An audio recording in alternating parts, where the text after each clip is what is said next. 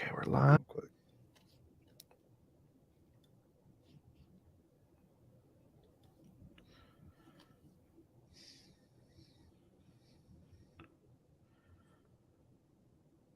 Live with my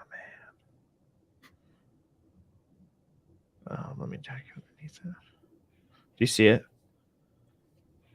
On Twitter? I haven't looked yet. You want Let me me. to look? I just tagged you. Yeah. Okay. Oh wow, I can see my head. There we go. Yeah. Let's go, dude. Let me just post it here. How long have you been in Colorado? 3 years now. So, honestly, since I bought this camera today, I set it up and it was like, kind of the studio look where you can see all behind you, and I don't have like anything set up. So I need to obviously get on that. So I moved it down to my laptop level.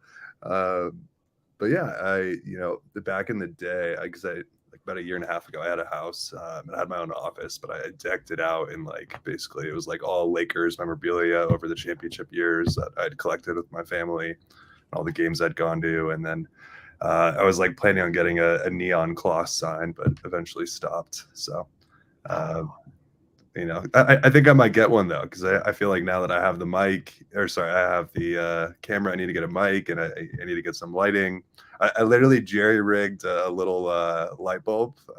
It's like a little light bulb stand. I took off the lamp part of it. And it's stuck between both my monitors right now, just so I have like proper lighting. That is fucking amazing. Yeah, I mean the things you'll do. Yeah, like I mean, I remember doing my podcast out in the backyard, and that was an experience every single time. I was in a, fold out chair, like one of those chairs you take to a sporting event for your kid, and then I had 2 lights on me, a little stand for my laptop, and then the mic, and then when it was cold, I had a heater on me, and then maybe some upper heaters. That was in the dirt, head with it. We were grinding, right there, baby. Man. We were fucking grinding out there. But well, dude, I'm a big believer in like you don't need like the highest tech. Like I just got a new iPhone after like 4.5 years. Like some of the best advice I was ever given is like you don't need to upgrade your life even if you make more money. Like that's how you go broke. Yeah. So like I mean I know people that literally just shoot on an iPhone or literally carrying around a little lamp or jerry rigged light bulb, and more power to them. Like, 100%. Like obviously they'll get to the point where they get the good stuff, and I look forward to that because there are some young and hungry kids out there. I mean, you yourself, you started, I don't know how long ago did you get all your like podcast and I guess like studio equipment? I would imagine over the last 2 years, or was it before that?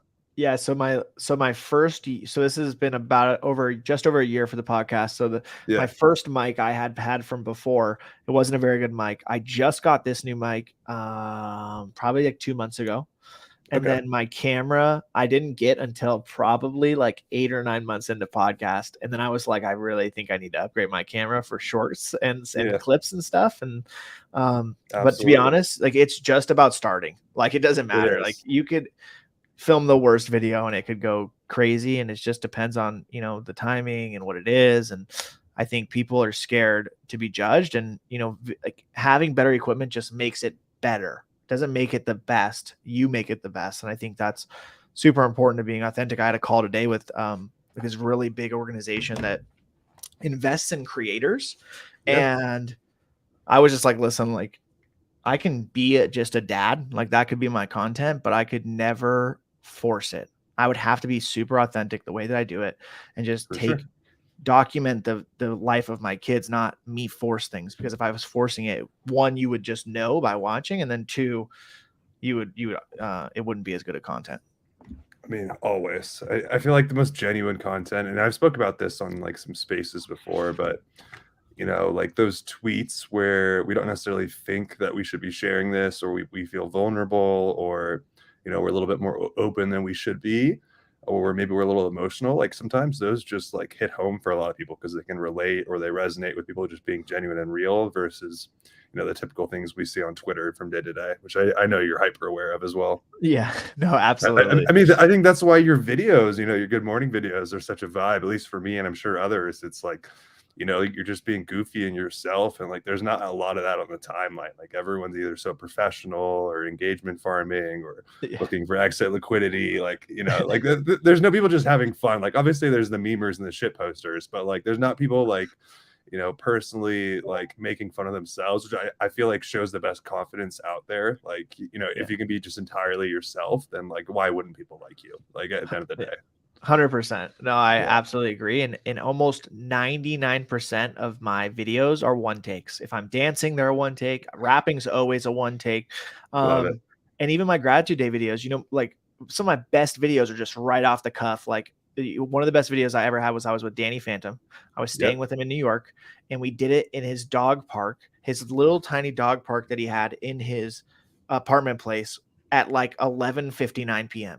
and it was East Coast time. And I was like, I literally have to get this video in before midnight. And we did it, and it crushed at 11:59, you know what I mean? At midnight. And so it's just like, just do it and be yourself and get out there. Yeah, absolutely. We're absolutely fucking riding. Listen, we got to get the theme song. Let me play the theme song. We're going to get into it. Let's do it. We're going to absolutely crush. We're riding. Hype happy hour, talking about life, so you might feel empowered. Hype happy hour, tornado on the mic with a guest giving flowers. Hype happy hour, tools, interviews, provide life tapping power. Hype happy hour, positive and light with advice, build your tower. Happiness is key, so you gotta bring your smiles out. Inspiration needs a bit of passion to just wild out. Positivity and optimism when we ride out. Enthusiasm and dreams, gotta feed them till your time's out. Let's freaking go. This is the Hyped Dan the Lost Boy, hour, baby. Let's go, dude. Dude, I gotta get myself a Dan the Lost Boy theme song, man. How much is he charging these days, you know? Listen, I don't know. He did that for me as a favor, and I am eternally grateful. It's an absolute banger. He only has bangers. Let's be honest here. You know, I mean, even for like, he makes songs for people that I don't necessarily like. I'm not the biggest fans of, and I'm like, damn, this still hits. Like, you know? Like, yeah, no, Dan is the GOAT. So love Dan. This is Hype Happy Hour. This is my podcast. I'm Gentle Tornado. We do sit-down interviews with leading new people in technology and talk about Hype, talk about the acronym that I created, the company. Hyped is an acronym that stands for happiness, inspiration, positivity, enthusiasm, and dreams. If you look down at my logo in the bottom left-hand corner, it's an H with a heartbeat in the middle because we never know how many heartbeats we have. So here at Hyped, we are just focused on living our best lives every single day. On episode 57, I am joined by an absolute GOAT, someone that is funny, intelligent, does not scared to be himself. Klaus, how are you doing today? Thanks for coming on. Dude, I'm friggin' amped to be here, my man. You know, it's been a whirlwind. I feel like I've known you, you know, almost 2 years now, but just, you know, seeing our relationship blossom. And, you know, obviously I held you on MySpace and, you know, my series, and now you're here and hosting me on yours. And, you know, I can be more excited. And obviously you got quite the, you know, lineup of speakers as well. So just, you know, incredibly honored to be here, and I appreciate the invitation. Awesome, dude. I'm super excited to have you, man. Like you said, we have known each other for quite some time. So I'm excited to get into it. We started off with what we're grateful for today. So what are you grateful for today? Ooh, that's a great one. Today, honestly, a lot of things. I mean, family and friends, you know, had some, you know, close people reach out to me because I had some family stuff happen a few weeks ago. So that was really nice of them. And I would also say, you know, my dog, he's pretty much, I would say in a lot of ways, my driving force in terms of like enthusiasm or positivity. Like, you know, if I'm having, you know, a stressful or rough day, my dog is just there for me. You know, he's my rock. And then also, you know, just grateful to be, you know, in Colorado. It's a sunny weather type of day. It's like, it's been 90 the last week, so can't complain. I'm excited for summer. Go. Absolutely love it. Yeah, it has been beautiful weather.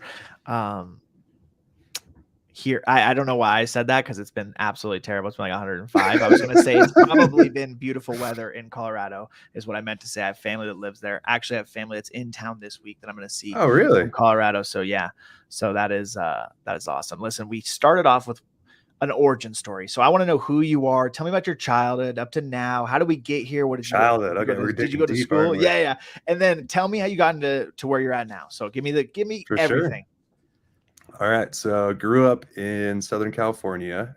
Both my parents are, European immigrants. So they're from like Soviet bloc countries. Had, somewhat of an interesting childhood. Both my parents were divorced previously before they met. So my mom had me with, just her partner at the time. Met, my father at a Nordstrom rack while we were playing hide and seek. I ran into his leg. They got married, happily ever after. Obviously not really, because they got divorced later on, and that's just life. But have a complicated family of stepbrothers and half siblings, but love them all. And in school, didn't really know what I wanted to do. I would say like from high school into college. So I went into business. A very broad kind of a cheat code major for most people.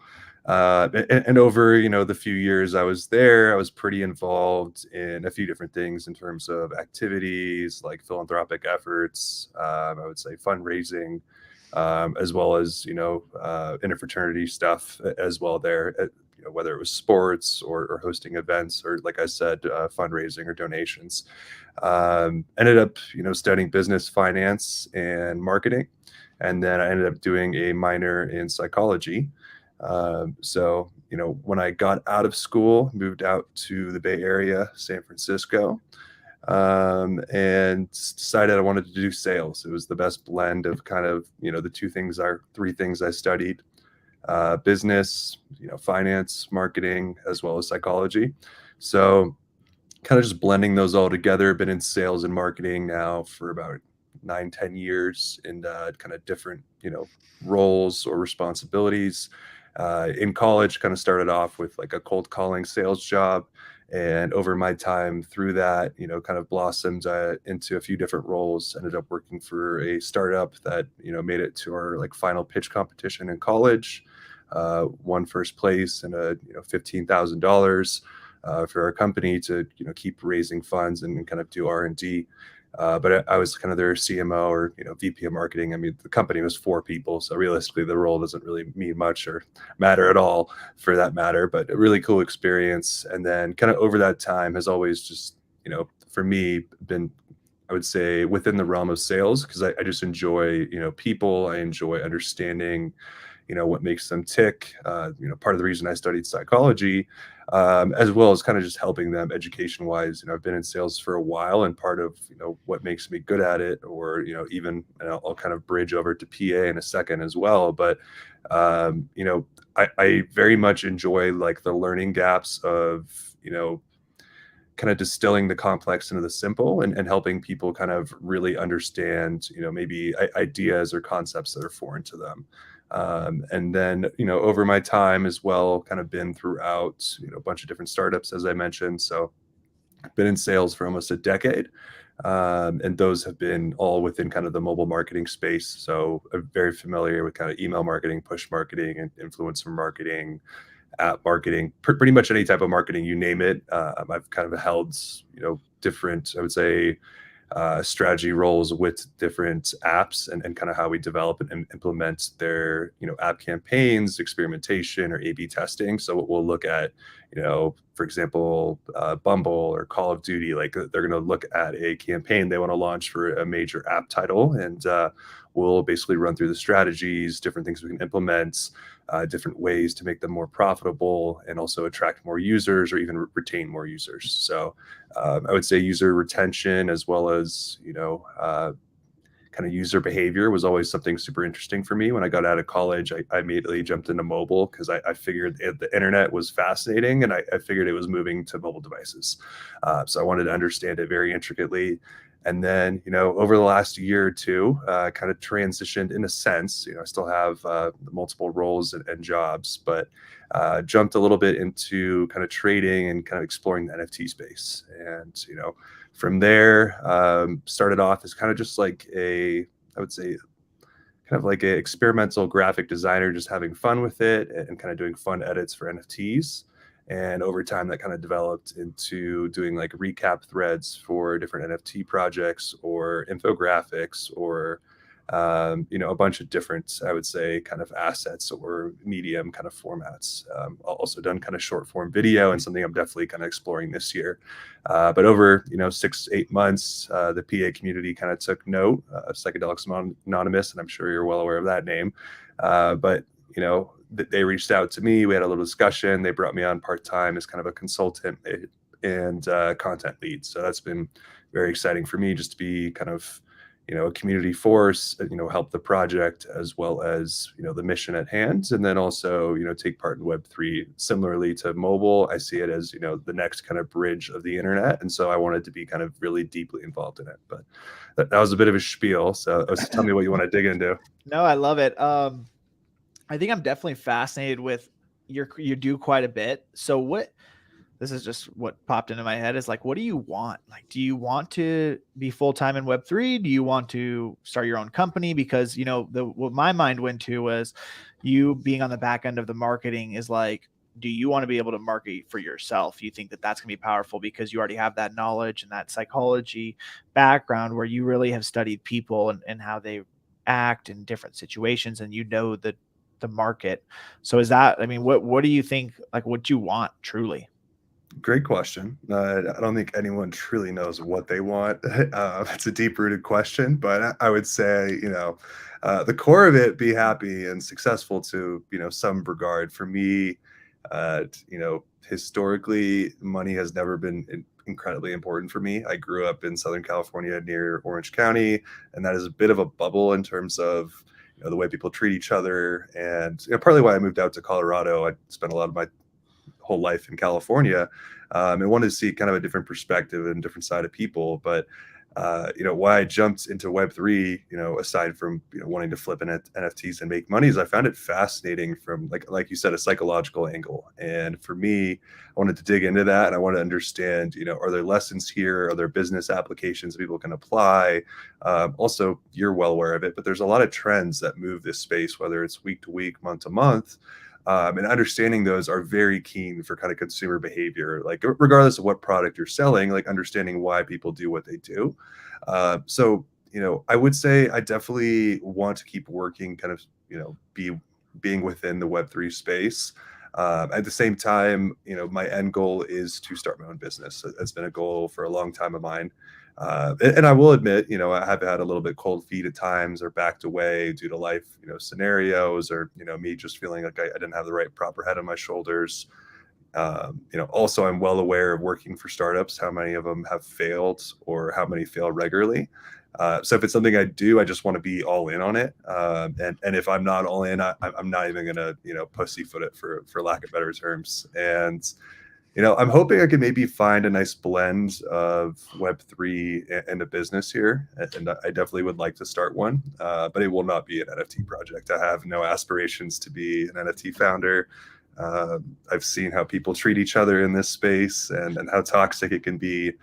So if I do it, it'll be some type of product that maybe, can relate to NFTs or relate to crypto, relate to art or some fashion of networking, connecting, or some type of format or forum for people. But realistically, I'm still kind of in the brainstorm phase there. There's a lot of different ideas I've had over the years, but realistically, if you don't move on them quick, and like you and I have talked about a lot, if you don't just take that chance and kind of take a step and move on it, like realistically, it might just fall to the wayside, or someone else might come up with the same idea. So yeah, no, 100%, man. I think I can attest to it being really scary to start a business or start something, right? I just left my job 2 months ago to start a foundation. I know, man. Yeah, I'm impressed. So I can tell you something. It's been one of the best things I've ever done in my life, because I'm learning so much every single day, and I get to develop as a human and just get better, because I'm facing some of the hardest things I've ever faced. Right. And, I know that I'm embarking on this hard journey, right, with teen mental health, but it was like, I think I just got smacked in the face, because I'm just starting so many different things. And it's like, I got a donation today for $165. Someone donated to the foundation. Wow. I lost my mind, right? I've done basically like no PR for it. And I love it. Messaged the guy and was like, you did just no way, right? I was just so pumped. And it's like, those are the moments that I want to be able to lean back on and just lean on every single day. Cause it's like, that is such a win. that I could have had the worst day, but if I lean on that one win, it's like, oh man, tomorrow's going to be even better, right? What's going to happen tomorrow? And I think it's scary. It's scary as fuck. I'll never forget when I left working for my dad in April, and he just looked at me and he said, I won't be able to help you when you leave. And I said, I can't think like that. I have to think that I'm already going to win and succeed and be okay. Because if I think I'm going to fail, I'm already down a leg. And so that was pretty intense to get that from my dad, because he was probably more scared for me, I think, than I was. And, that's how scary it is to do something and to go out and chase your dreams and get after it and truly make a change. And I mean, even if it's not starting your own business, just personal growth journeys, or, people starting a fitness journey, can apply to anything. People are reluctant to change, and that's just a psychological thing, but also at the same time, can you blame them? We're all humans, change is scary sometimes. And realistically, it's not easy. You got to put yourself through the fire and flames sometimes. Yeah, absolutely. I love it. So we're going to get into happiness. So what we do is we go word by word on the podcast. Okay. So I'm going to share my screen. I'm going to read you my favorite definition of success. It is by Ralph Waldo Emerson. So it reads, to laugh often. I love this guy. So this is already going to be a banger. Success, to laugh often and much, to win the respect of intelligent people and the affection of children, to earn the appreciation of honest critics and endure the betrayal of false friends, to appreciate beauty, to find the beauty in others, to leave the world a bit better, whether by a healthy child, a garden patch, or redeemed social condition, to know that one life has breathed easier because you have lived. This is to have succeeded. Have you heard that one? Yeah. Yeah. How do you feel about it? I mean, it's a beautiful quote. I mean, can you pull it back up on screen? I want to go word by word, or is that possible? Hold on. Let's see. 1 second. So I don't know why my TV just turned on. I might need to turn that off real quick. It's okay. I'm going to share it. Hold on. That is funny that went on. Okay, here we go. Let me see it. Okay, to laugh often and much. So I mean, if we go line by line, to laugh often and much, just simply laughing often, they say laughter is the best medicine.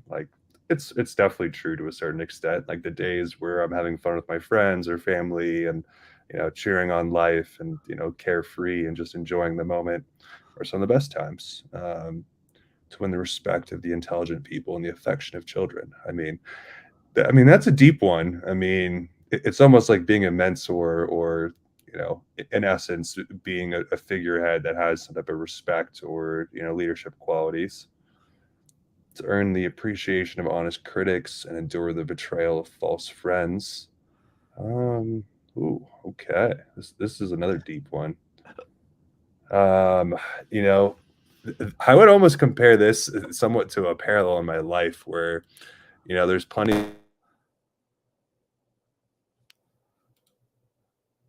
Are you there? Oh man, you froze. Oh my gosh, you froze. Oh. Hopefully he comes back. But if we're going to talk about honest critics and endure betrayal of false friends, I mean, yeah, you want honest people in your life, and you want to be able to endure going through the tough times. I think that's definitely something that I've experienced some crazy stuff with friends in my life, and his computer started. I got the text. That's okay. This quote means so much to me because there's nothing monetary about it, and there's no money. I love it because really these are meaningful things, and I want to touch on the intelligent people and the affection of children. When you have the affection of children, truly it is how you carry yourself, the respect, the fun that you can have, the enjoyment for life, the joy. You can be a magnet for kids, small kids, teenagers. And it's incredible. I mean, that's one of the reasons why I want to work with teenagers, is because I can elevate them with my energy as a gift I got, and to see them change and believe in themselves in real time there's honestly, I don't know, nothing like it. You're back in. Can I say something? Yeah, one Oh, second. you're good. I need to switch over the settings. I don't know why my computer just straight up died and restarted in the middle of this. Everything's plugged in, like even my power cords. I was like thoroughly confused, but just give me a second here. That's cool. Honestly, I might just take these off. Can you hear me? Fine. Yeah. Yeah. Can you hear me? Yeah, I just want to make sure there isn't a reverb because I have my speakers behind my monitor. Okay. No, you're good. Sorry about that. So what I was saying is the appreciation of honest critics and endure the betrayal of false friends. That one really resonates with me just because I would say like over the last, I don't know, 6 months to a year, you've seen a lot of NFT projects and communities go through, critics and FUD and negativity. And realistically, you learn really quickly, like if someone is like a friend or supporter of yours, or just like someone that cares about their bags or making money in this space or cloud chasing. Like it becomes abundantly clear. So like for that one, that just really hits home for me. To appreciate the beauty, I mean, that's pretty straightforward. To find the beauty in others, of course. One thing I found particularly, helpful for my own self was I was going through a bit of a personal transformation and growth, over the last year. And, just reminding myself once or twice a day of, things I'm grateful for. So like trying to find, the appreciation of things that are maybe outside of my control that maybe other people did for me, or other things that, are blessed in my life that maybe I take a little bit for granted. So I found that very powerful for people just in general, is to, find the best in any situation. If you can do that, you can truly, have success or be happy.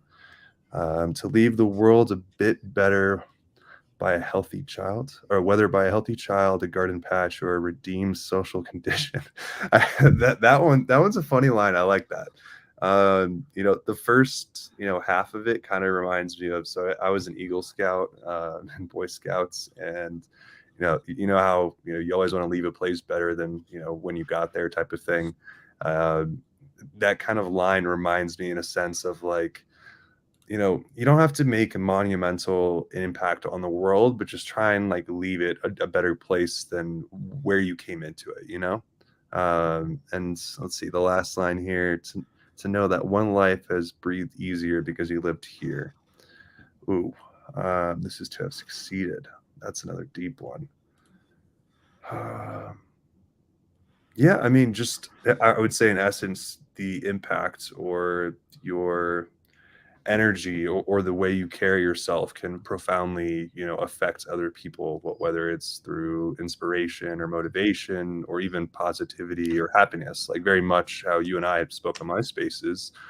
You've been a motivator for me. So in that sense, finding that any, like I said, any situation, if you can find the best in it, or the best in people, or the best in yourself, you're going to be way more successful. It's really those negative thoughts and that toxic, energy that would, when we let that get to us, that really kind of almost, kind of damages and hinders our growth as humans.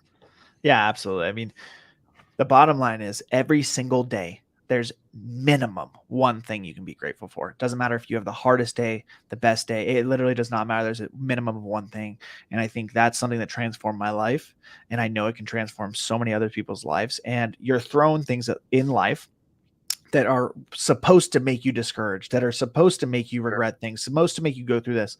And you have the choice to go one or two ways, right? To go into encouragement, to go into gratitude, to grow into positivity, or to lean into discouragement, to live with regret, to not live your best life in your truest life. And I think, yes. I'm not even let you respond because we're going to get into happiness, because one of the questions is around gratitude. So I also know I can rant for a bit. So. No, we're absolutely crushing. Like these, you're going to love these questions. So right off the cuff, this is one of my favorite questions. What is the happiest moment of your life so far? Oh, fuck, that's tough. That's so tough.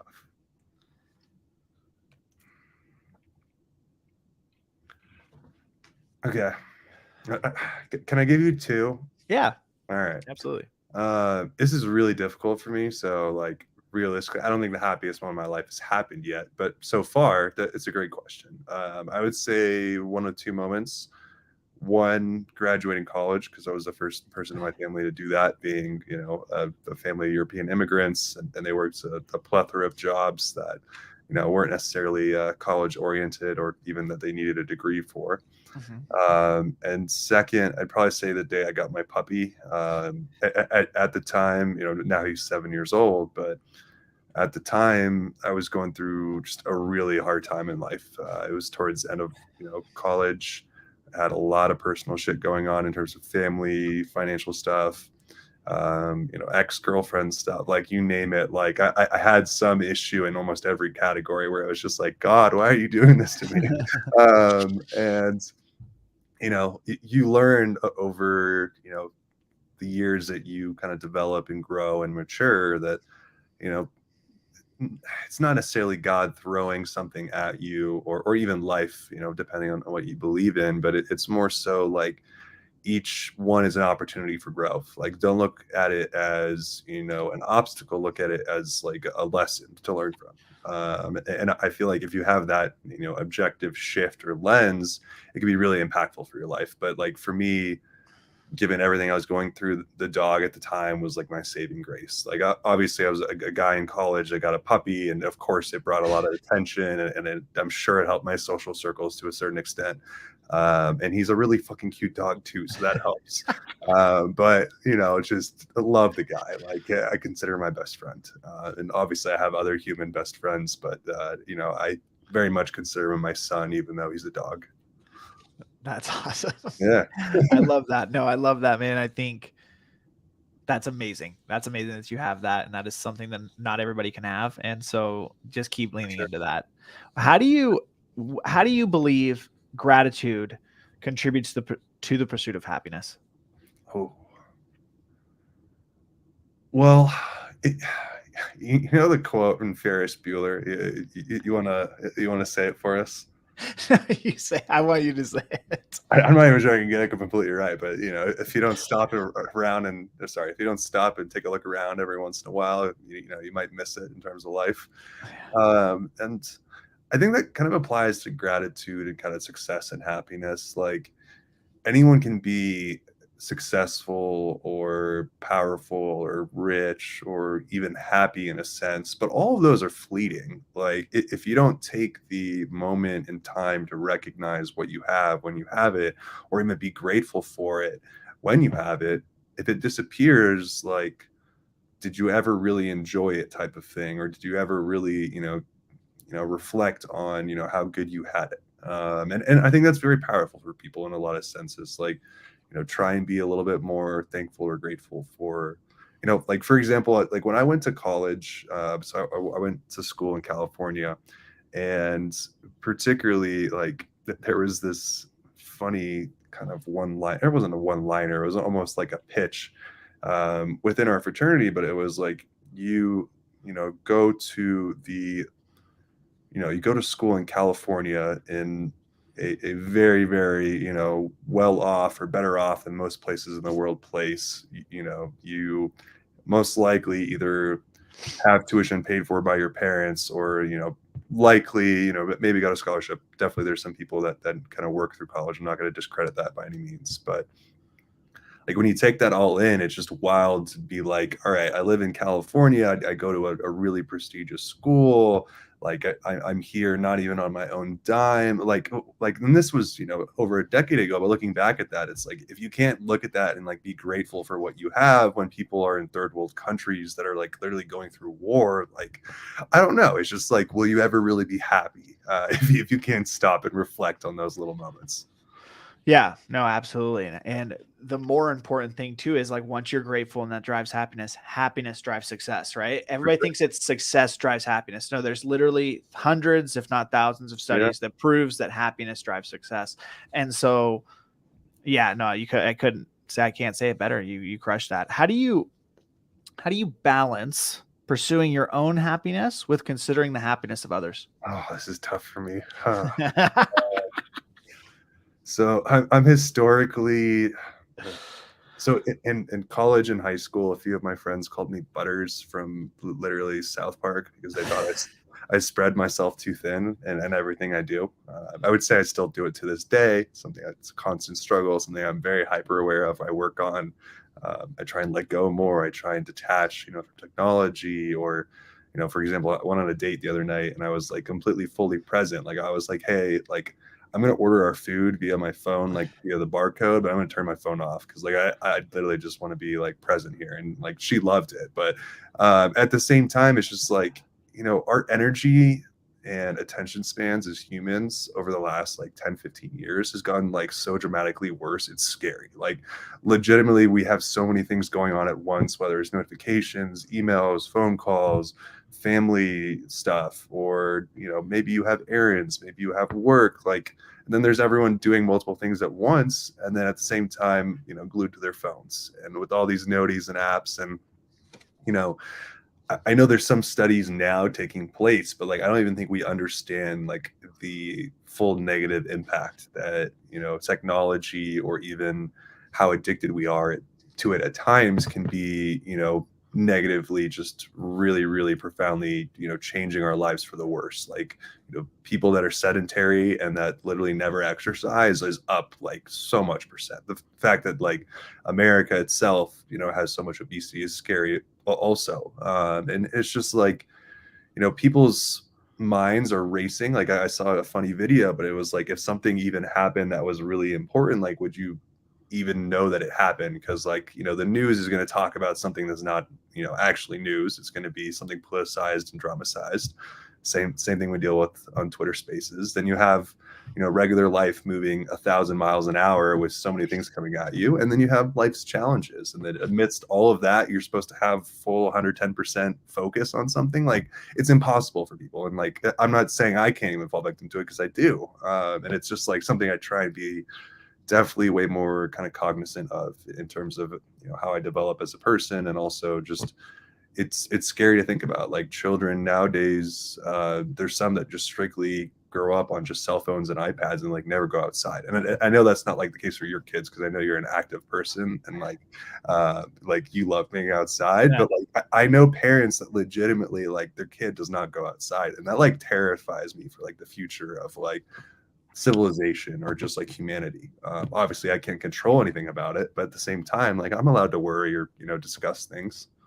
Yeah, no, absolutely. Yeah. I mean, my kids would live outside if I let them. For sure. My oldest son, it actually hurts me that he doesn't want to play any type of video game, but it's actually really like he has no interest in doing that. That's super good though.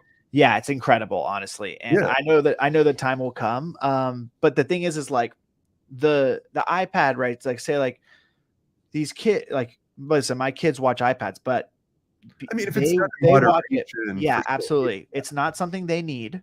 Yeah. It's to reward them because they truly can love it, right? And then you can equate it to like morning cartoons, right? That's their kind of morning cartoons. Well, if they're not a good kid, they're fighting with you, they're talking back, well, then you don't reward them, right? But it's okay to reward them that. And I think the balance is definitely hard because a lot of times these days, this is the thing that gives me the most anxiety in life, right? Yeah. Is other parents is like a lot of parents these days don't, they think it's not their responsibility to raise their kid, but it is that is your responsibility. That literally is your responsibility. Teach that kid how to get through life and be a good human. That is our job. And sometimes people have kids, a lot of times these days, especially now, and they just like, it's not a responsibility, right? And it's like, it's so hard to watch that happen and then watch a kid suffer from that, like suffer because of something that they're not teaching him. And then you see it in 4K and yeah, like the parents at soccer practice, but the parents on their phone when their kid's trying to talk to them. And it's like, I don't get it. It sucks. It's unfortunate, but it's like, I've been waiting to be a dad since I was like fucking 9 years old. And even it's hard for me sometimes. I will just put my phone in a completely different room because I know that if I'm with my son for 5 minutes and I'm completely there for that 5 minutes, that could mean the absolute world to him rather than me doing anything else. And so, that just hit super hard what you said. So I absolutely love that. No, I mean, completely what you said. And, more so it's like as a parent, and I mean, you and I have spoken, but like I went through a bad breakup a little over a year ago, and I genuinely thought I was gonna get engaged and married and likely have kids with this lady. And so for me, I similarly, when I was asked in school, what do you want to be when you grow up? I said a father, and like my teachers would literally laugh at me. Yeah. And like for me, I had such a disgruntled like family life that for me it was just like that's what I'd want to be, like a present, mentor, leader, fatherly force for someone, because I didn't have that to the best of what I wanted it to be. And the same way that you said it, like it's just I don't even think people realize when they're at that soccer game on their phone, because they're so programmed over the last 10-15 years of technology, like the same way that we are, and like you and I will catch ourselves and put our phone in a different room, turn it off. Like we're human, like we're able to make mistakes, and like also we shouldn't be that hard on ourselves, because realistically, like some things are like not even fully given attention when they should be. Like the fact that I said that we are addicted to technology, like has the government or the news ever done anything really to like help educate us on that, how to be better at it? Now 10-15 years later, there's apps coming out that'll remind you to take a break from your technology. 15 years later, which is, I'm just like, come on. It's, it makes sense why we have these patterns and why people are people. Like realistically, we also desire human connection, and I think the weird part about social media is it feeds off that dopamine hit that you get from likes or messages or a follow or a retweet or whatever, in that sense where you feel connected to another person. And we've seen over the last decade, people have become less and less connected in some ways and more connected in others. Like you could argue most like technologically developed and connected, like if I want to text you and it could be instantaneous, but you could also argue people as a whole maybe have a lot less deeper relationships, probably have less really best friends or close friends nowadays than they did 50 years ago maybe. Well, what you said about the government or the news or whatever, with the education, this is everything, right?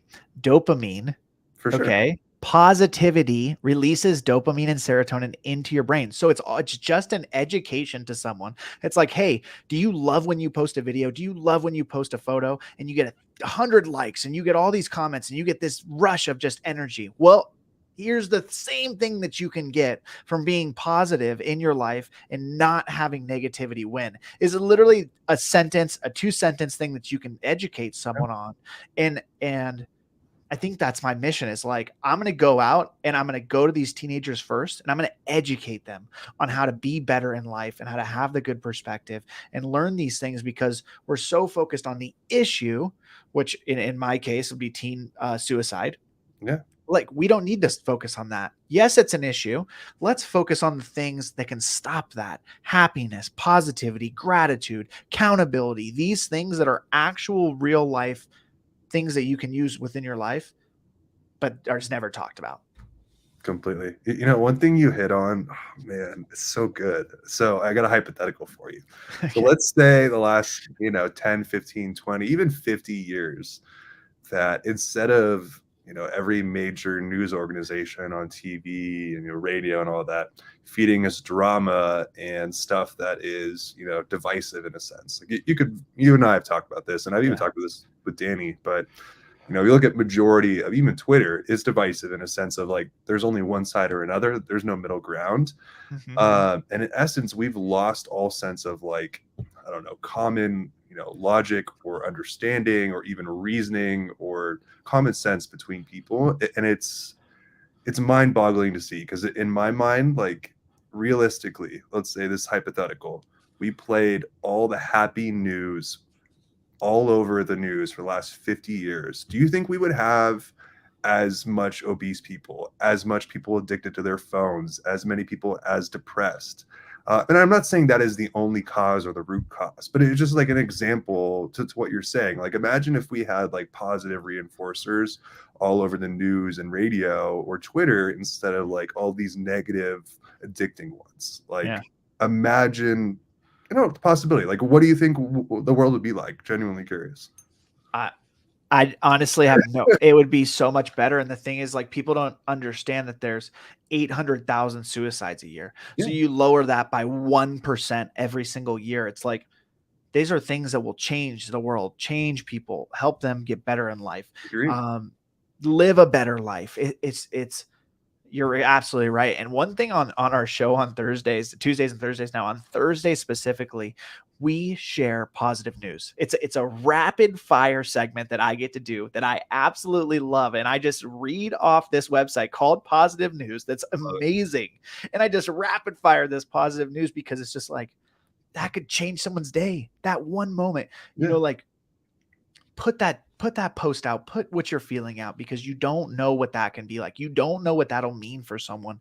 And I think, especially for me, man, and with my brand, it's like hearing people, like, what I've done to help people and touch them. And I will never get used to it. I am so freaking grateful that anything that I've done has helped someone, that when someone tells me that, I goosebumps almost every single time. I love it.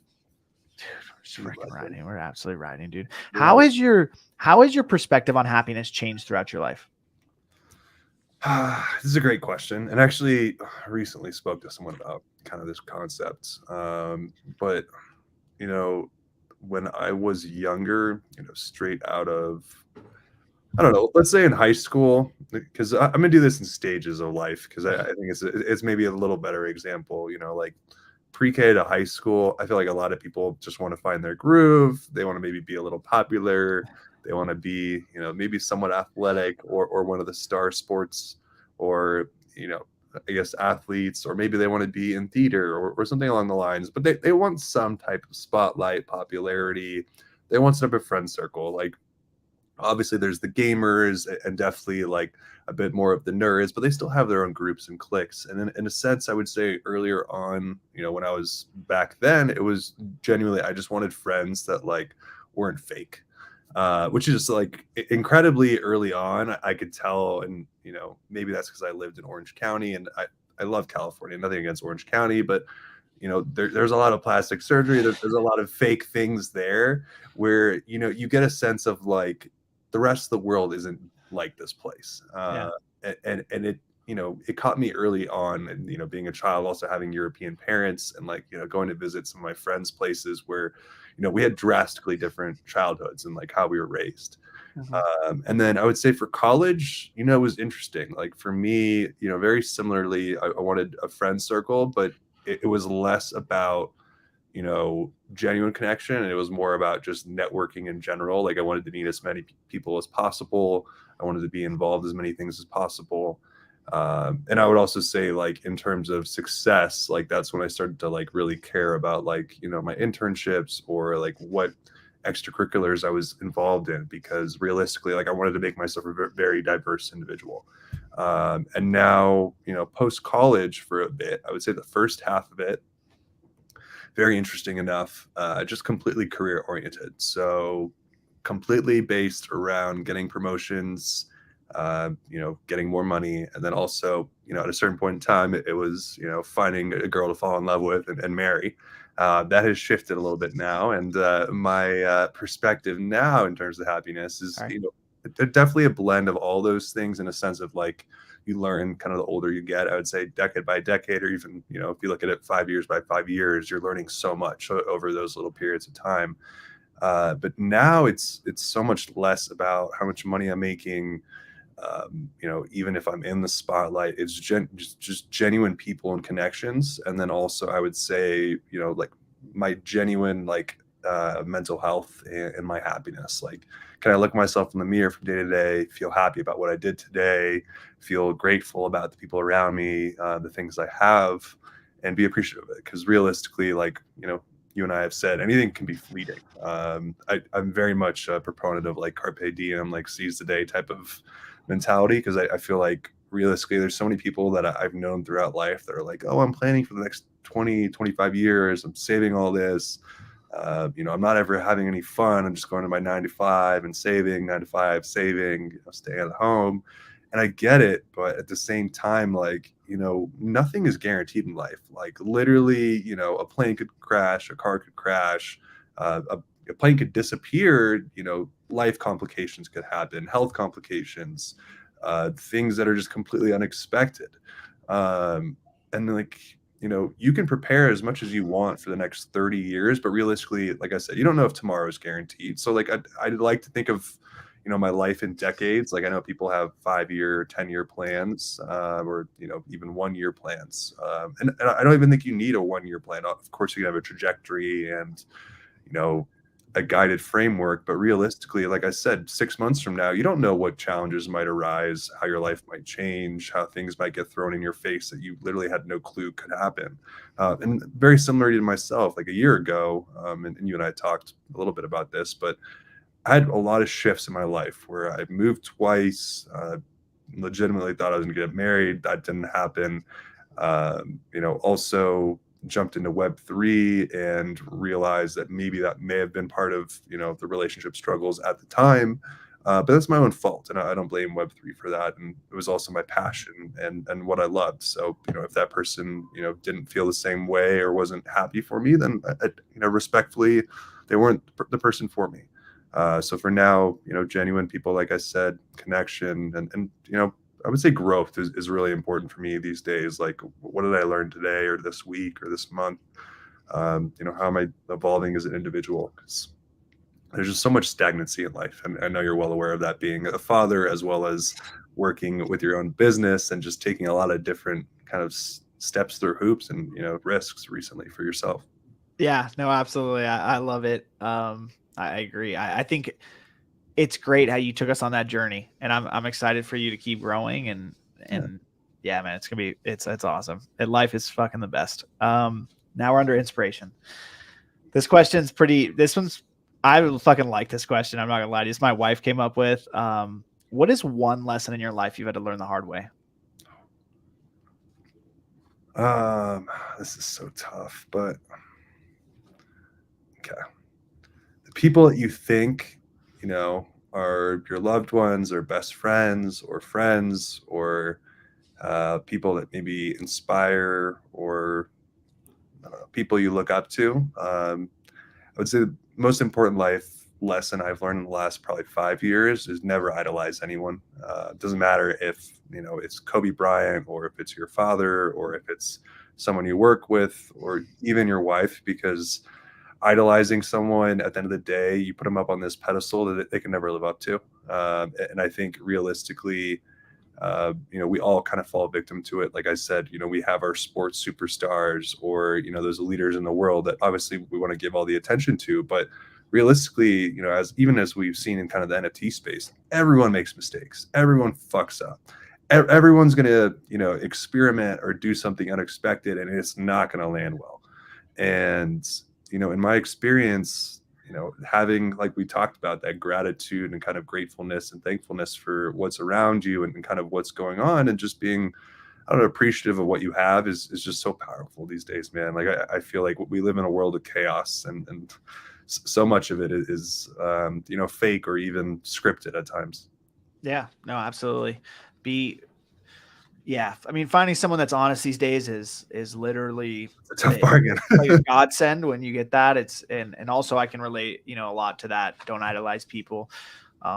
Even with meeting Gary, right? I put Gary on a massive pedestal, and just I don't even know why. He's just a human. Like realistically, like he's a great dude. I'm not downplaying anything he's ever done, but like you're just setting yourself up for like disappointment at the end of the day. Exactly. 100%, dude. Can you share a specific moment in your life that sparked a significant change or like a transformation? Okay. Well, transformation recently, the breakup, and I already mentioned that. So I'll give you a different one. I would say watching my parents go through a separation and a divorce. Obviously I had it later on in my life, but something that, was very much, I don't know, a large portion of my years, in a sense, where it was lingering for a while, like me and my sister could tell, as well as, seeing people you really look up to or that are your leaders or your mentors or, your fatherly or motherly figures, argue or fight or have a tough time, it can really impact you as a child. And you don't necessarily recognize it initially or even immediately. Some of us, suppress that over years or months. So I would say particularly that kind of changed me in terms of, the way I look at relationships, the way I look at people, the way I look at happiness. I like to be the most optimistic, positive person I positively can be, but at the same time, I've been through a lot of rough shit in my life where I'm also a realist, where I see people for who they are, and there's people that you want in your circle that are going to add to your energy, add to your positivity, and there's other people that are going to be energy suckers. And that's just the reality. People need to realize life isn't fair. Not everyone's on your team, realistically. And that's also another important lesson for sure. I love that, dude. Yeah. I love that. Absolutely. And you were speaking facts, dude. Is there a particular mantra or a quote that you live by, or maybe a few that speak to you almost maybe you refer to yourself every day? I wouldn't say almost every day.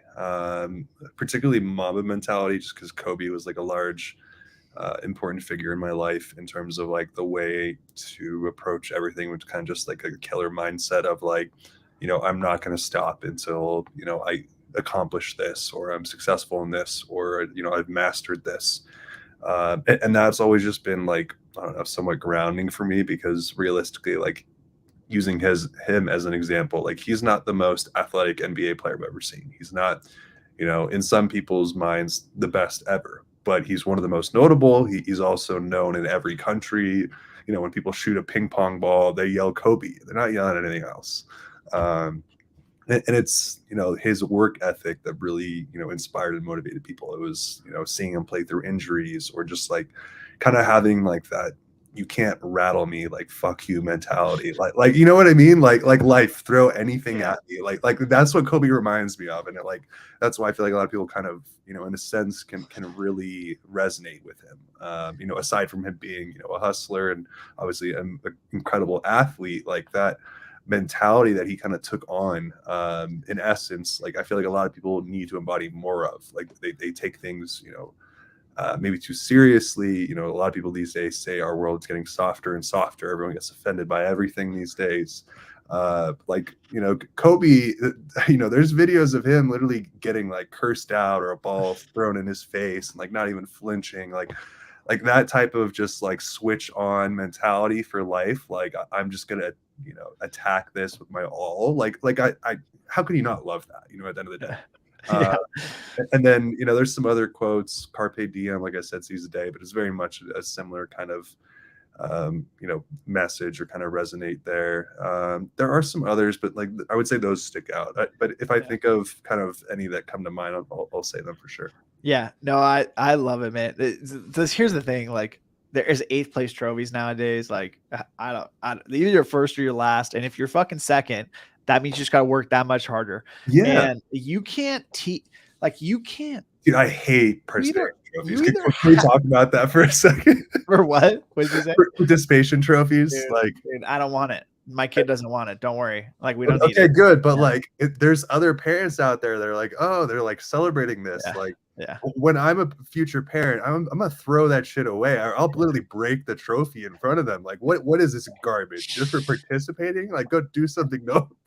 Yeah. And it goes to my point. And I love children. I love everyone feeling inclusive. At the same time, there was a really interesting video I was watching with, I think it was Joe Rogan, where he was interviewing someone where they were talking about military and being inclusive just for being inclusive, and it getting in the way of actual development, or growth. And whether it's children or the military or whatever, it's just doing stuff just to do stuff, just to piss people off or make them happy, doesn't always work out the way we think it's going to work out.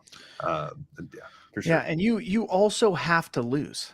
People have to experience losses to enjoy wins more. Also, when you teach a kid that you get excited about losing, when you get excited about losing, that gratitude turns into way more wins. Yeah. And it's just something that is hard, right? It's hard to watch. Like, say for example, my kid was on a football team and he was 10 years old and he was the best linebacker ever, right? And he worked his ass off and they got slaughtered every game.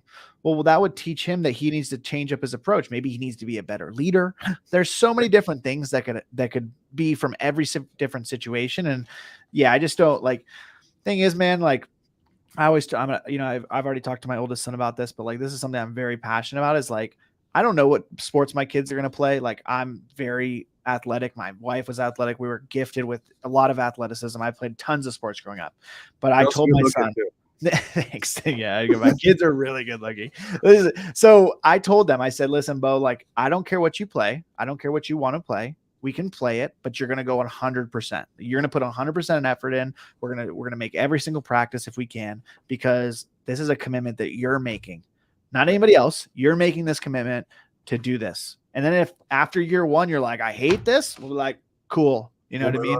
Or if it's a BS excuse of why he doesn't like it, like he doesn't like going to practice every week. Well, it's like, no. Now we need to shift the focus to something else. And I think that is something that was so developmental in my life. And I know for hundreds of thousands of people, that is so important.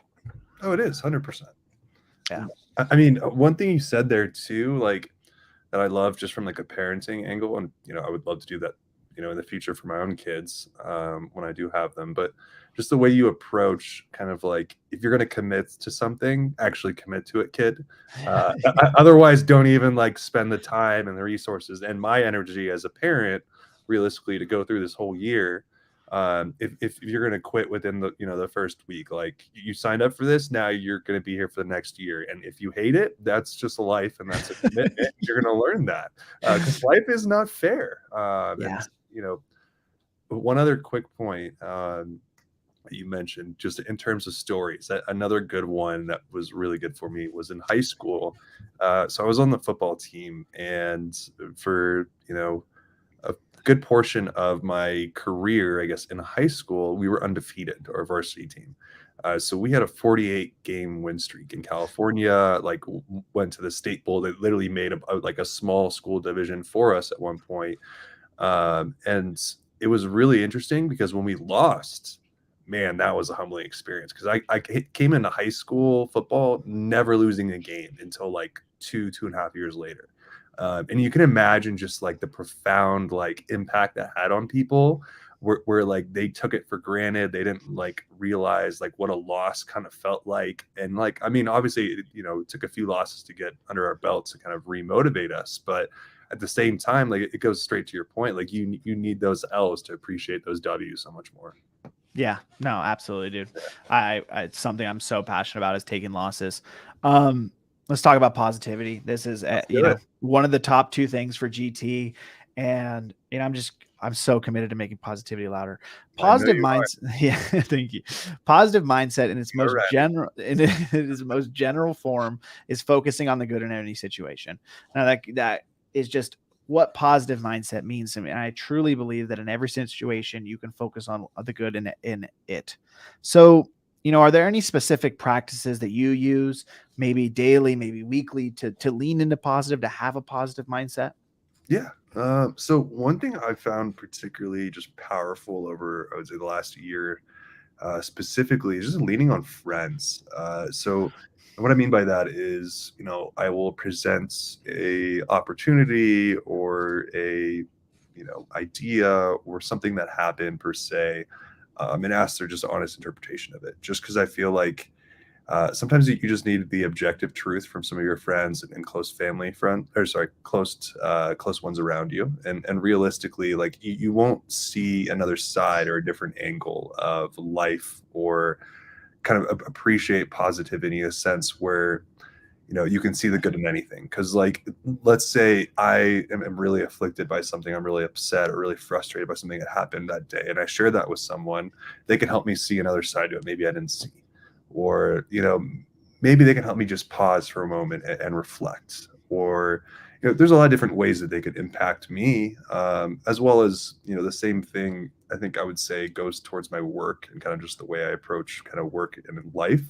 When I make something cool, when I create something, when I prep something, whether a presentation or report, a graphic, the logo for someone, I'm going to show it to like 5 to 10 people because I value those 5 to 10 people's opinions really, really highly. And also because realistically, I know I have my own blind spots. And if you think you don't have blind spots, you're just being arrogant. Like realistically, like we all have our like, little blinders as horses where we go into our own lane. Yeah. And we forget, like, dude, I mean, realistically, like you're one of the most positive people I know, but I'm sure your wife probably puts you in check every once in a while. No, you know what I mean? Like, no, yeah, she does. Like, I mean, there's no doubt, right? Like, yeah, man, that's why I got her, right? She is my fucking rock, and she keeps me in check. And it's like, you need that. It's hard because like it's someone that you love so much giving you the most raw feedback. Like, sure. I honestly told my wife the other day, like, there's some times where I felt so bad about myself, but told her that it was the most important thing she could do because of what she was truly saying to me, and how there was no fluff, and she was somehow being unbiased and just raw with like just boom, setting me in my place. And I can tell you that my self-awareness is on next level shit. I feel unstoppable in the self-awareness department because of her, because of what she's taught me. And yeah, dude, I love that. I love leaning on people. Tough love too. Like realistically, like I have friends that are going to shoot it to me straight, but sometimes they're a little soft with it. And then I have other friends that are like, bro, what the fuck are you doing, man? And like you need all those different types of angles because like realistically, it's like, oh yeah, I wasn't looking at this the right lens, or yeah, objectively speaking, I didn't see the big picture here or how this could come off. And like we all get kind of stuck in our own ways, like whether it's for better or for worse. And like we all love our own ways, and I'm sure other people do as well, but we also have our own flaws and weaknesses. And like you said, if we're not like a hyper aware of them, if we don't have someone calling out on our shit, or if we're not calling our own selves out on it, like who's going to do it realistically, Yeah, no, I love it. This question is interesting. How do you find balance between acknowledging and processing negativity in your life or negative emotions, but also maintaining a positive mindset? Ooh, okay.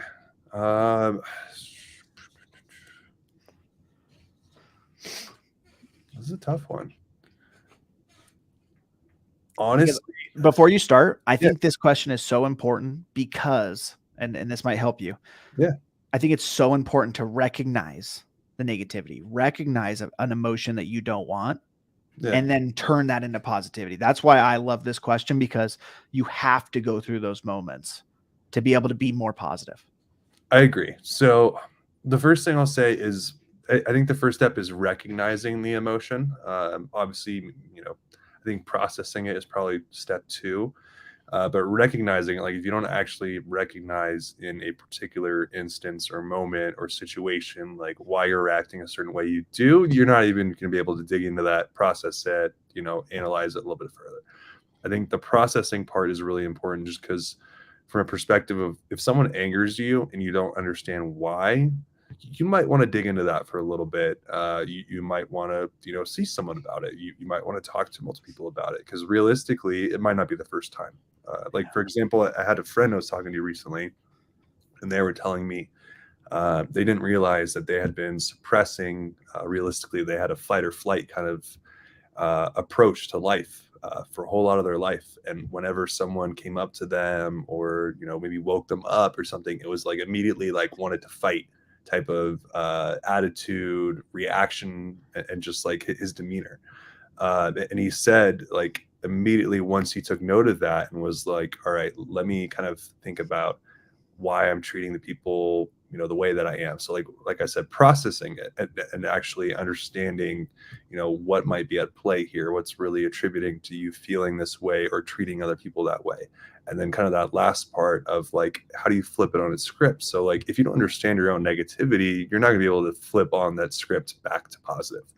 And it's also unhealthy to kind of suppress or ignore, those negative emotions, as you said. Like that's not going to help you. That's just going to lead to a further ball of flame down the line. So I think, that third step is like, acceptance, but also, transitioning that energy from one place to another in a sense, because realistically, something can really, really frustrate you or get you just boiling mad. And maybe just going on that walk with your dog, or maybe going to that grocery store with your wife, or, stepping away and going and playing toys with your kids. Realistically, that different change of environment could have that, profound kind of transition for you. But I don't think there's an easy answer for how do you shift that, negativity or, frustration or bad energy into the good. I think you have to be willing to accept it for what it is, be willing to understand, like I said, why you're feeling that way. And then if you're not able to accept it or work on it, realistically, you're not going to get better, or you're going to really struggle with kind of going back and forth between kind of happiness and then kind of negativity or depression in that manner. Yeah, no, I love it. I think processing it and recognizing are the two most important things that you said there. This final point that I want to make under positivity, and it's honestly one of my favorite parts of the podcast because of the way I frame it. So I think toxic positivity is kind of a myth. I think it's something that was made up, and I'll tell you why. I also think it's a myth. Yeah. So toxic positivity is just kind of people being full of shit. So I'm on this mission to make kindness and positivity and gratitude cool. Yeah. So what are some common misconceptions that you see around positivity that somehow we can work on to basically be like, no, it's not toxic positivity. There are so many benefits of positivity. And what do you think are some common misconceptions? Ooh, okay. So I think in general, speaking broadly, like, to life, people can call people that are maybe like a little too happy-go-lucky, a little too trigger-happy with, maybe their energy, toxic, like in terms of positive. But I agree with your sense of kind of the definition where it's more so like they don't come off genuine or real. But I do think, I was having this discussion with someone earlier, like, the English language as a syntax, like, has been warped, so much over the last decade or two with slang and, millennial and Gen Z stuff, coming out where, things don't always mean the same thing to, different people around the world or from different cultures. So like, if you say something, individually, like I might, take it offensively, whereas someone else might, just, hear the word as a regular word. And I think that change has been so drastically bad for us because like, it's so hard for people to communicate these days, like, without there being like a gap in a sense. I lost my train of thought there. Can you remind me of the initial question? Like, what are some misconceptions behind? So in particular there, like, for example, I'll use me as a more specific example, like within PA, like I will be, confident and positive the project's going to make it per se. And I get people that have sent me death threats. I've gotten the most nasty messages because people are like, oh, you're just so fake, or you're so toxically positive. I'm like, no, this is just genuinely me. Like, I believe in the community and the project. I work for the team, and obviously want to spread positivity. And I think some of the false conceptions or misconceptions, I guess here, it's really tough to say, but I think that people aren't real with themselves.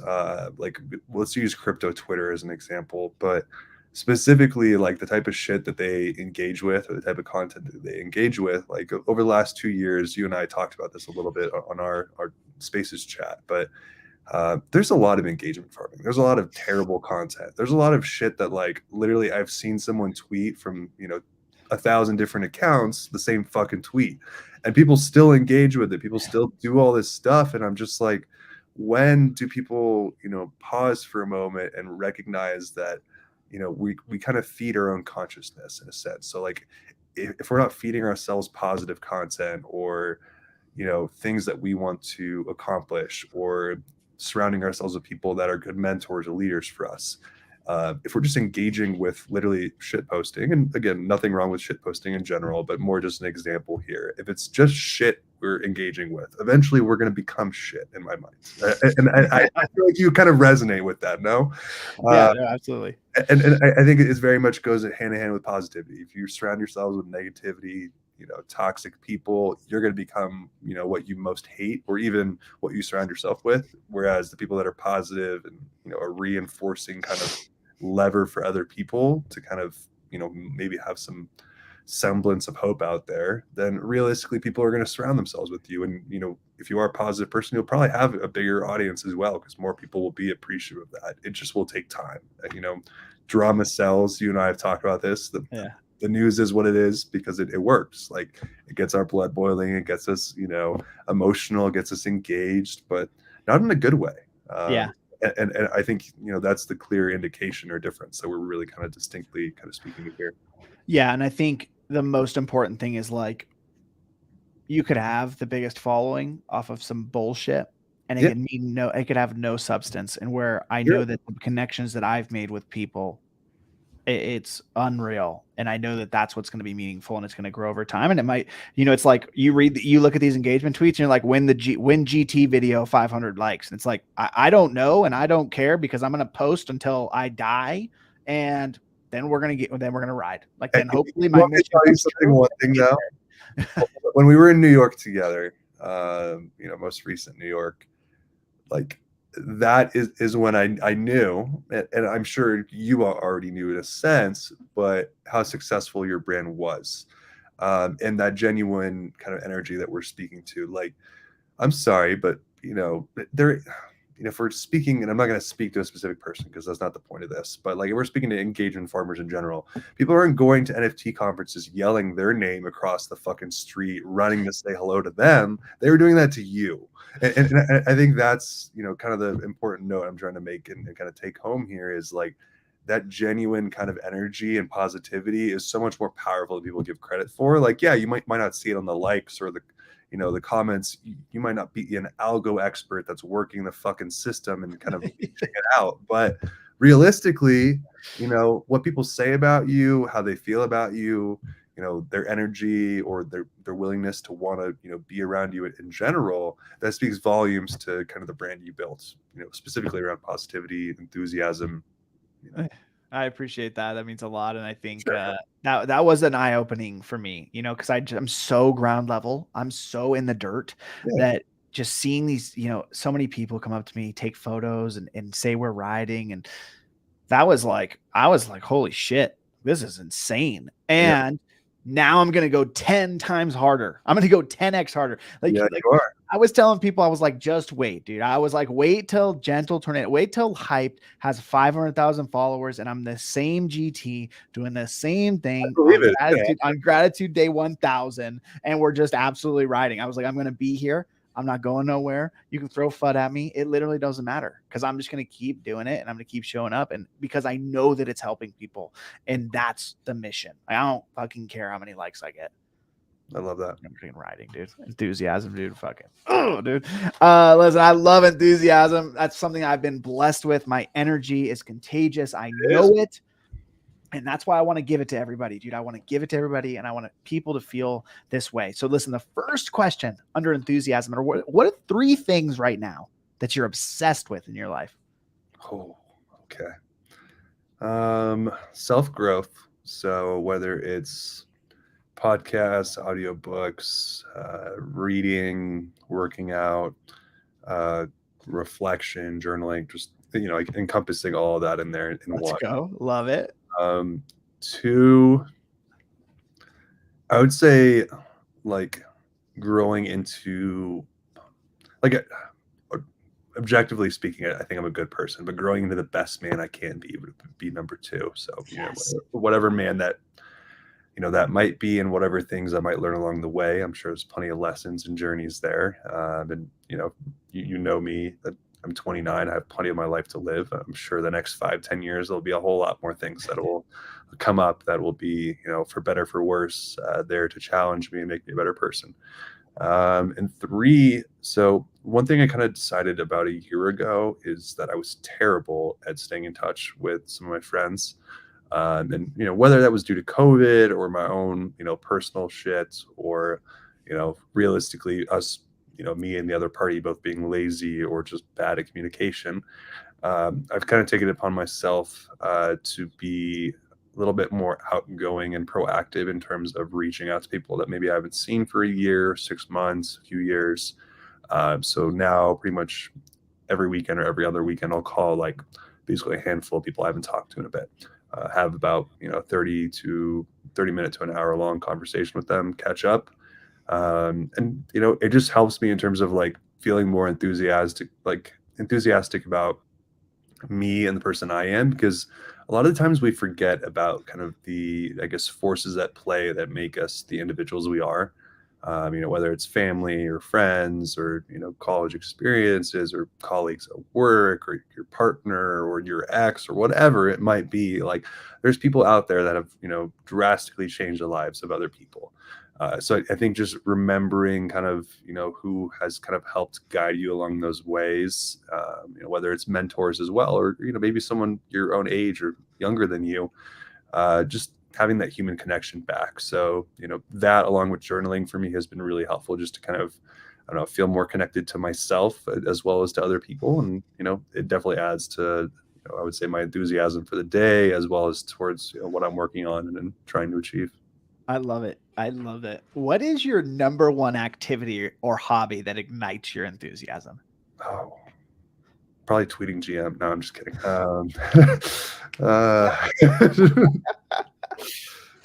Oh man, it's a good one. It ignites my enthusiasm. So for me, I don't know if there's like one particular activity, but I would say most recently it's been going to concerts with friends, because for me, like when I see my friends around me happy, smiling, dancing, having a good time, obviously that's going to affect me in a positive manner. But I would say, broadly speaking, that applies to anything. Like, it doesn't have to be a concert, it doesn't have to be my friends. Like, I could be on a vacation with my family. Just more so that quality time, for sure. I love that. Seeing people happy and smiling. Yeah, I love that. So I'm gonna ask this last question on enthusiasm. I'm gonna tell you why I'm asking it. So, like I said earlier, my energy is everything, and I think that enthusiasm is so undervalued. And it is because when you're excited about something and you have that energy and you have that enthusiasm, you elevate people around you. Okay, I can elevate anyone. Doesn't matter if you're an extrovert, introvert, when I'm around them, because of like the love that I have for life. I've experienced it. That's why I'm passionate about teenagers, because they need that one moment. They do. So how do you leverage your enthusiasm and that energy in your life to motivate and inspire the people around you? Oh my God. You just keep hitting me with these. You learn softball questions, man. It's just like, you want me to go on a word salad Trump style here. All right. Can you just repeat the question? How do you leverage your enthusiasm in your life to motivate and inspire the people around you? Yeah, great question. So I think earlier on in my life, it was a little bit more in terms of like being a force for particularly like my younger sister, or even like my little cousin, just being like a good family member, like, I don't know, being someone they could look up to. So, back then, my definition of success was, were my parents happy with me, was everything going well? Did, I guess my sibling and my cousin look up to me at that time, and kind of that was, again, somewhat of a fleeting thing, but in essence I just wanted to be like a good role model for them. And I think over time that really has developed now, where I kind of leverage my enthusiasm. Let's say in college, it was more so to drive awareness towards certain topics, certain events, certain people, and kind of leverage that for. I was a philanthropy chair within my fraternity, so it was to kind of drive, I would say, engagement and excitement to drive donations, funding towards actual good causes. Nowadays, that's shifted quite a bit realistically since I started kind of being a part of the PA community and working for them. Similar to you, I had an experience, not this last New York, but the one prior before that.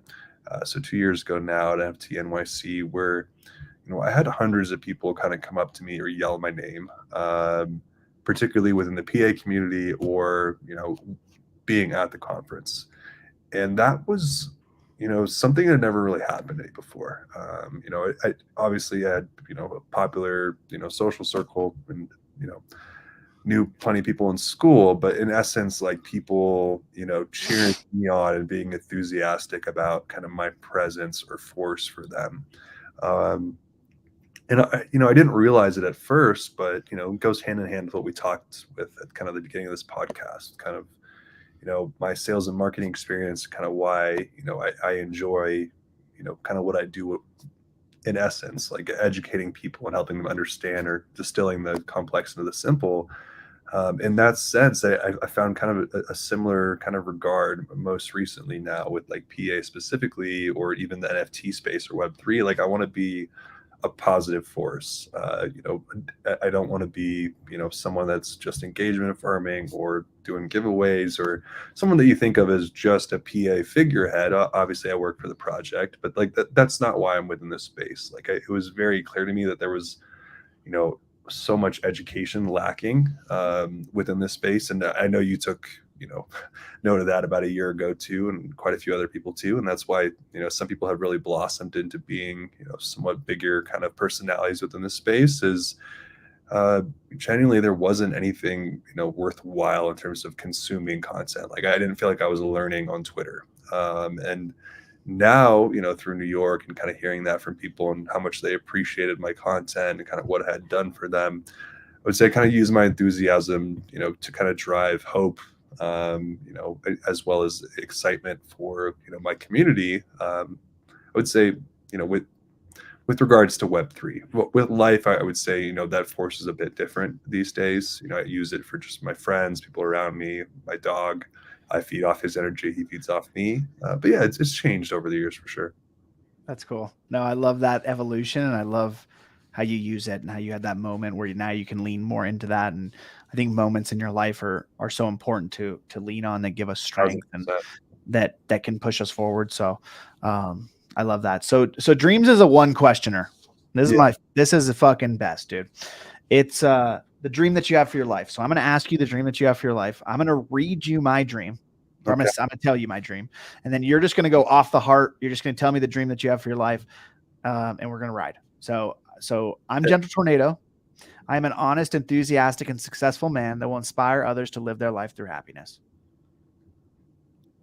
That's it, huh? That's it, dude. Powerful. Right to the point. Whoa, to the point, succinct, man. I might need a second to. You told me off the dome, huh?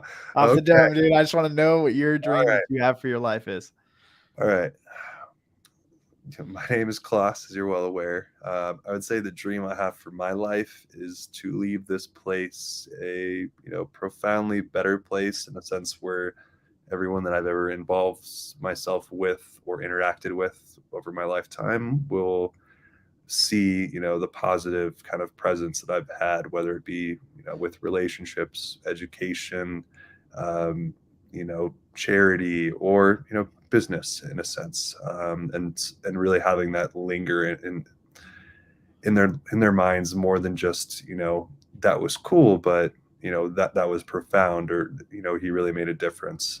For me, the thing that really drives me these days and makes me happy is just making other people happy, and helping improve their lives in whatever means that might be. So let's fucking go, dude. Absolutely riding. You're gonna love this. Hold on, dude. I'm gonna tell you, dude. You crushed that. So let's put that aside. Let's put we're gonna shelf your dream for the rest of your life. That's what we're gonna do. And I'm gonna read you my favorite poem, man. Oh, this is gonna hit you. It's called The Dash. So it says, I read of a man who stood to speak at the funeral of a friend. He referred to the dates on the tombstone from the beginning to the end. He noted that first came the date of birth and spoke of the following date with tears.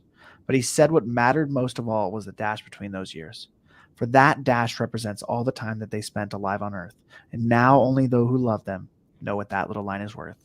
For it matters not how much we own, the cars, the house, the cash. What matters is how we live and love and how we spend our dash. So think about this long and hard. Are there things you'd like to change? For you never know how much time is left that can still be rearranged. If we could just slow down enough to consider what's true and real, and always try to understand the way other people feel, and be less quick to anger and show appreciation more, and love the people in our lives like we've never loved before. If we treat each other with respect and more often wear a smile, remembering that this special dash might only last a little while. So when your eulogy is being read, with your life's actions to rehash, would you be proud of the things they say about how you spent your dash? Yes, I mean, that's beautiful. It's amazing, right? Life is a dash, and kind of like that quote we hit on from Ferris Bueller. I mean, it can be a dash, but slow down and enjoy it a little bit, appreciate it. And I think realistically, like that poem kind of hit on, you can change directions very quickly or easily, if you take the initiative. Realistically, it's all in your hands. As humans, our journey is, it can be tough, it can be cruel, it can be fun, it can be, positive and lovely, but at the end of the day, our attitude is really all we can control. And if you bring that attitude every day, you're gonna have a good life. Yeah, I feel like two things are guaranteed, right? We're alive and we're dead. It's the stuff in between. Two guarantees in life. Yeah, it's the stuff in between that matters the most, for sure. Cannot agree more, my man. All right, so this is how we end the podcast. You get to leave the audience with one final question. It can be anything, and then you get to leave them with one final statement, which could also be anything. So is my statement answering the question?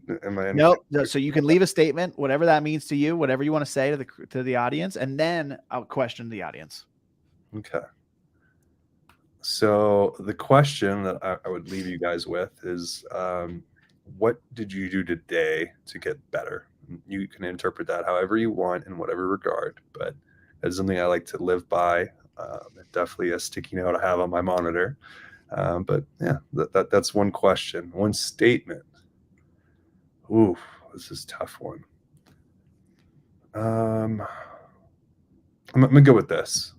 You don't know or recognize the true effect you have on the people around you from a day-to-day basis. So, make that phone call, shoot that text, ask someone out, make that connection, or rekindle a friendship that's been, dead for months or years. Take that extra step and kind of make yourself uncomfortable, embrace the discomfort. Let's go, dude. Let's go. Listen, this has been Hyped Happy Hour, episode 57 with my man, Klaus. I am so grateful that you came on, Klaus. I'm grateful to be here, my man. Let's go, dude. The future is bright, my friend. Listen, if you guys can do me a favor, subscribe to my channel, help me spread positivity, share this with anybody that you think can get value. I love you guys. We'll see you on the next one. Peace.